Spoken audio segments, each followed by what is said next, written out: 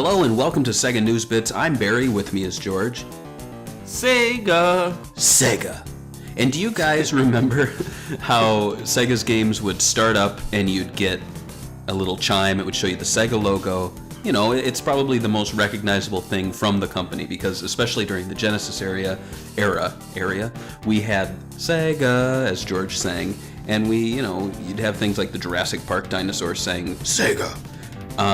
But since then, since the third-party era, around 2004, 2005, there was this logo. It was like a swoosh, and you'd have a deep voice going, Sega. And maybe we'll see it as a video here as we talk. Most games featured this, though there were exceptions. I know Alien Isolation had its own custom logo. Yakuza 0 just straight up showed the Sega logo. It didn't do anything fancy. Puyo Puyo Tetris, I believe the characters would say the name, like they'd sing Sega. But by and large, you would see this. You'd see it on Sonic. Sonic Unleashed, Sonic Generations, I think, has it.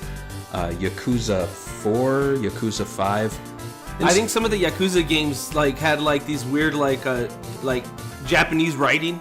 Yeah. Sega. That's true, yes. But anyway, this is something we've really gotten used to, and apparently it's going away. And so what's it being replaced with? Well, according to Sam Mullen, who is the senior localization producer for Sega products at Atlas USA, which is kind of funny because, it's Sega, but Sega owns Atlas, but whatever. He said that the swoosh and the low voice is no more, and the new intro is going to be this eyeball, this blue eye with black lashes and the Sega logo going across it. So the story behind this is there was a video that appeared online. It was, people were calling it the Amazing Sega video. They were calling it, I call it branding movie because that's the straight translation of the YouTube video. And it shows Nagoshi, and he's he's Googling eyeballs on his computer. He's looking at motion tracking eyeballs. And he's he's getting real deep into it. He's looking at pictures of people and animals. He's driving around Japan, looking at people interacting with Sega products. I thought it was kind of funny that there was a kid playing Sonic 4 Episode 1 and they show the minecart. Yeah, this is the new Sega that you want to know about, right? A little side diversion here. Why the hell are you showing that? I'm not a big hater of Sonic 4. I don't love the game, but 2017, I would not be showing it. I don't know why the hell they're showing that of all games. Anyway, they should have showed the kid playing All-Stars Racing Transformed on the iPad. That's a much better game. Anyway. Or Sonic Mania. That would be a nice little... he could have been playing a Switch and you'd see that and they'd give us a little tease. Anyway, long story short, you see Nagoshi, he is sitting through board meetings, and then they get to it, and it's the eyeball, and it's this little thing. I guess here's my reaction to it. I'll play it right now while I'm watching it. Oh, look at that! So that's it. That's about it. It's an eyeball just kind of opening, and the Sega logo is going across it. And so, I think the idea behind this is that he was probably talking about how Sega has all these amazing products, it does all these amazing things, and the human eye is the thing that really we all share that connects us to Sega because we all see it. And what do you think about it? I mean, that's my guess. I think what somebody told me online is that basically that when your eye sees something that it's attracted to or likes, the pupil gets big and gets small. So when the Sega logo flashes across the eyes, the eye gets big. Oh, it dilates.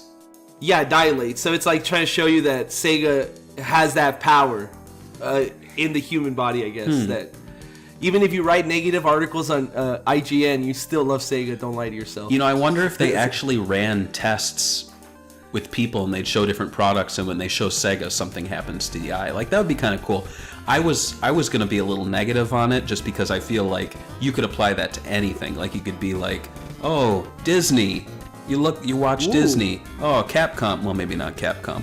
Nintendo. The eyeball is not something that Sega owns. If you show people old Capcom, I'm sure those eyeballs would be flaring up. They would come out of the head. Yeah, exactly. What is this? What's this greatness right here? Just pop out. But yeah, and so Sam Mullen said that this is what we're going to be seeing. And so my guess is Valkyria Revolution might be the first game to have it. And so, what do you like better? The old one, not the old one, but like the one that they used to use in the mid 2000s, or this new one? I got used to the swoosh with the Deep Voice Sega. I never liked that one though. I thought it was a little too.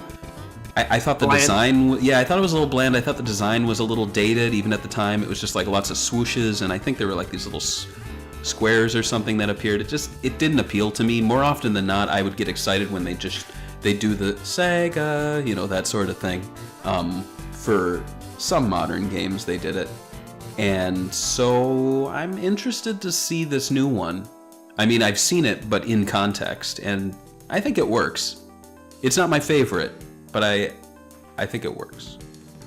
Do you think they should probably make custom? I mean, do you like the custom idea where every single game has its own custom intro, or do you like the whole company branded the same wide intro? I think it's smarter to do company branded because, I work in design. I've always been interested in the branding of Sega. I've actually bugged some staff asking for their design documents, but they never told me.